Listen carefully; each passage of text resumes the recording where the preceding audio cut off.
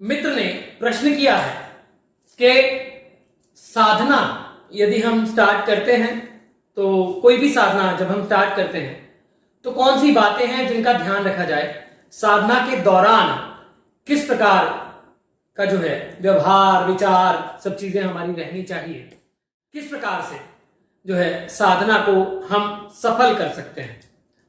तो सबसे पहले तो हमें ये बात जो है एक वीडियो में, क्योंकि साधनाएं बहुत सारी होती हैं, तामसिक साधनाएं, सात्विक साधनाएं, राजसिक साधनाएं, परंतु जो मुख्य रूप से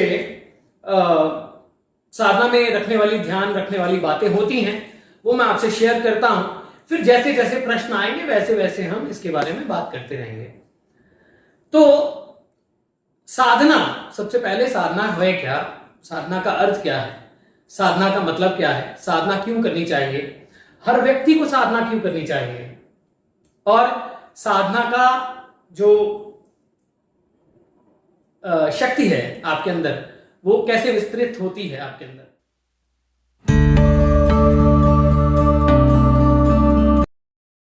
तो सबसे पहली बात, साधना का अर्थ क्या है।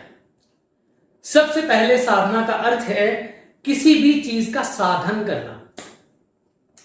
ये कोई जरूरी नहीं है कि आप लक्ष्मी साधना कर रहे हैं, कि आप शिव साधना कर रहे हैं, कि आप महाकाली साधना कर रहे हैं, कि आप नवग्रह साधना कर रहे हैं, आप सूर्य साधना कर रहे हैं, या किसी बीज मंत्र की साधना कर रहे हैं, किसी तांत्रिक मंत्र की साधना कर रहे हैं, या किसी मांत्रिक मंत्र की साधना कर रहे हैं, या किसी मेडिटेशन काइंड ऑफ रोज अपनी सांसों पे ध्यान देने की साधना कर रहे हैं, या फिर आप योग साधना कर रहे हैं। तो ये कोई जरूरी नहीं है, सब प्रकार की साधनाएं एक ही प्रकार से शक्तिशाली होती हैं, पर सब साधनाओं का इफेक्ट अपना अपना होता है व्यक्ति के ऊपर। नंबर 1, साधना में हम किसी भी प्रकार की ऊर्जा को साधन करना, किसी भी प्रकार की इच्छा की पूर्ति करना, किसी भी प्रकार के लक्ष्य को प्राप्त करना, किसी भी प्रकार के साधन को प्राप्त करना, या किसी कुछ प्राप्त करने को साधन बनाना, ये साधना है। हर व्यक्ति किसी ना किसी तरह से कोई ना कोई साधना करता है। कैसे? साधना केवल मंत्रों की नहीं है, तंत्रों की नहीं है। कोई पैसा कमा रहा है वो भी साधना है, कोई अपने बच्चों को पाल रहा है, पोस रहा है और फिर अपने जीवन को व्यतीत कर रहा है, वो भी एक साधना है। कोई अपनी मां को पूजता है, कोई अपने पिता को पूजता है, कोई अपने गुरु को पूजता है, वो भी एक साधना है।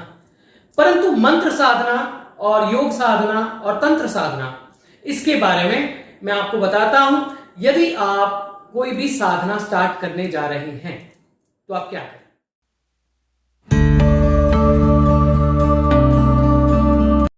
किसी भी साधना में सबसे पहला स्टेप है वो क्या है? वो है शिव संकल्प। आप साधना क्यों करने जा रहे हो? Why do you want to go ahead with साधना? आप अपने आप से पूछें। किसी को प्रेम प्राप्त करना है, उसके लिए अलग साधनाएं होती हैं। किसी को सौंदर्य प्राप्त करना है, उसके लिए अलग साधनाएं होती हैं। किसी को आंतरिक शक्ति का विकास करना है, उसके लिए अलग साधनाएं होती हैं। परंतु वो साधना क्यों कर रहा है, ये उसको सबसे पहले क्लियर होना चाहिए। फिर उसके बाद में जब क्लियर हो जाता है, फिर आता है संकल्प। अब संकल्प आपका पायस होना चाहिए, प्योर होना चाहिए। किसी का बुरा होने वाला साधना नहीं करनी चाहिए। और फिर उसके बाद में आते हैं इष्ट। किस इष्ट की साधना आप कर रहे हैं? सपोज दैट आप महाकाली की साधना कर रहे हैं तो मंगलवार और शनिवार मुख्य माने जाते हैं। बगलामुखी की साधना करने जा रहे हैं तो उसके बाद में जो बृहस्पतिवार और मंगलवार मुख्य माने जाते हैं। श्री विद्या की साधना करने जा रहे हैं, संडे है, बुधवार है, ठीक है, शुक्रवार है। तो ये आप कौन सी साधना करने जा रहे हैं? पहले हो गया संकल्प निर्धारण कि मुझे ये प्राप्त करना है। फिर हो गया इष्ट निर्धारण। फिर यदि आप मांत्रिक ऊर्जा में जा रहे हैं तो आपको उसी प्रकार की सामग्री चाहिए, आपको उसका ज्ञान होना चाहिए। फिर उसके बाद में उस मंत्र की सही आपको ऊर्जा पता होनी चाहिए, आपके तत्व का पता होना चाहिए। फिर उसके बाद में कौन सी माला, कौन सी दिशा, किस दिशा की ओर साधना करनी है, किस सामग्री को प्रयोग करना है और कौन से फूड्स खाने हैं, ये आपको पता होना चाहिए। फिर उसके साथ में नेक्स्ट है कि अब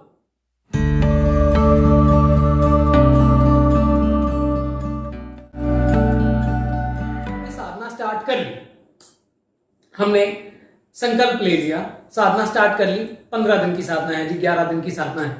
अब ये मैं बात कर रहा हूं अगर आपके कुछ दिन की साधना है उसके बारे में, दैनिक साधना के बारे में अलग से वीडियो में।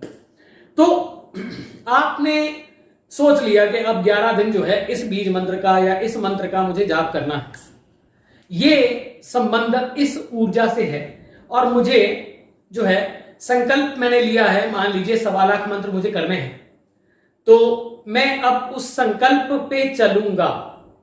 सबसे पहली बात होती है जो भी आप गिनती करते हैं, यानी जितनी आपने संख्या गिनी, सपोज दैट आपने 11 दिन का रख लिया, तो ऐसा नहीं होता कि आज आपने 5 माला कर ली और कल 10 माला कर लेंगे और उसके बाद फिर 3 माला कर लेंगे, नहीं, आपको संख्या उसी प्रकार से बनानी पड़ती है, उतने ही दिन की बनानी पड़ती है। संख्या को कम नहीं किया जाता, बढ़ाया जा सकता है, वो भी रेगुलर बेसिस पे, क्योंकि उसका एक्चुअली ये क्या है, इसका संकल्प का सीधा सबकॉन्शियस माइंड से संबंध है, अलग से बात करेंगे इसके बारे में। फिर उसके बाद में फूड, अब यदि आप तामसी विद्या में जा रहे हैं तो उसी प्रकार का फूड होता है, मैं उसके बारे में ज्यादा बात नहीं करूंगा इस पे, क्योंकि कुछ साधनाएं शमशान की होती हैं, कुछ साधनाएं घर पे रह के करने वाली होती हैं, कुछ साधनाएं समाज के कल्याण के लिए होती हैं और कुछ साधनाएं समाज के डिस्ट्रक्शन के लिए भी होती हैं। तो इस पे ज्यादा चर्चा ना करना ही बेहतर है। करेंगे जैसे जैसे प्रश्न आएंगे, यदि आपका कोई प्रश्न आएगा तो उसके बारे में जरूर बात करूंगा। फिर उसके बाद में आ जाता है फूड। यदि आप वैष्णव साधना करते हैं तो प्याज लहसुन आपको अवॉइड करना होता है। आप दुर्गा साधना करते हैं, जैसे नवरात्र आ गए, गुप्त नवरात्र आ गए, तो आपको प्याज लहसुन वगैरह मैक्सिमम केसेस में आपको अवॉइड करना होता है यदि आप संकल्पवत ले रहे हैं। फिर उसके बाद में ब्रह्मचर्य है, 11 दिन 21 दिन तक की जो साधना है उसमें आपको ब्रह्मचर्य रखना चाहिए, रखना पड़ता है।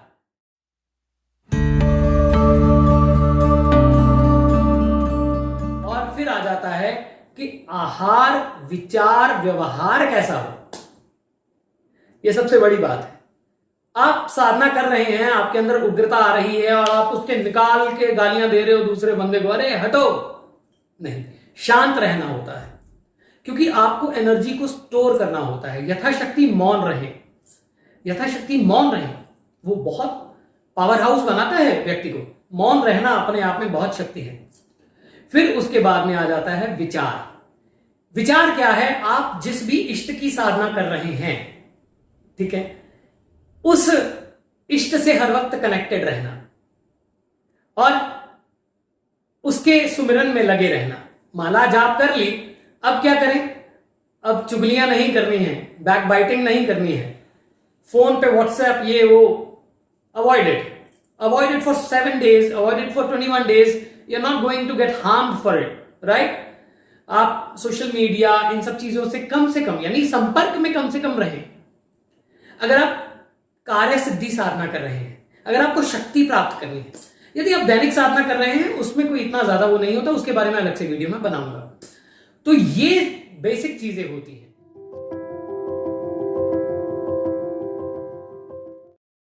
फिर होता है माला का चयन, कौन सी माला आपको प्रयोग करनी है।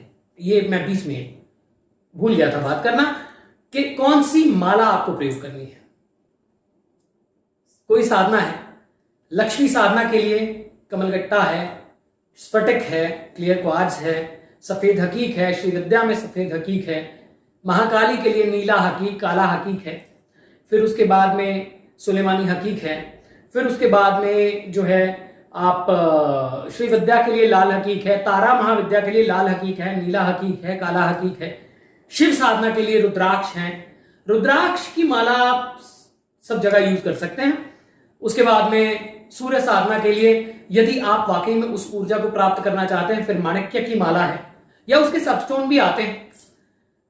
पन्ने बुद्ध की माला, बुद्ध के लिए आप जाप कर रहे हैं, शुक्र के लिए आप जाप कर रहे हैं, तो अलग अलग मालाओं का चयन होता है जो आपको आपके गुरु या आपके मेंटोर या जो आपको उस साधना पे चला रहे हैं वो बताते हैं। आज के लिए इतना ही। नेक्स्ट आपके प्रश्न आएंगे तो इस पे वीडियो बन जाएगी।